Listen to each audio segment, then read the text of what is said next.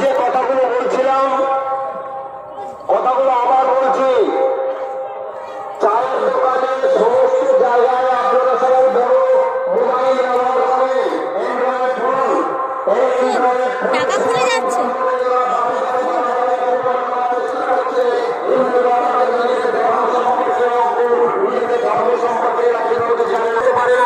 সেই মূল্যায়ন না করতে পারার জন্য এই সনাতন ধর্ম আজকের পিছিয়ে পড়ছে। তাই মহাভারতের যে চিন্তা ভাবনা, মহাভারত যে পরামর্শ দিয়েছে, মহাভারত যে দর্শন দেখিয়েছে, তাই প্রত্যেকটা সনাতনী মানুষের কাছে নিবেদন করব, আপনারা বিশেষ করে কোরআন শরীফ সম্পর্কে জানুন, বাইবেল সম্পর্কে জানুন। কোরআনে লেখা আছে যে ইসলামে বিশ্বাসী নয় সে হচ্ছে কাফের, কাফেরকে হত্যা করুন। বাইবেলে লেখা আছে যে ইসলাম ধর্মে বিশ্বাসী নয় সে হত্যা করুন। সেই কারণে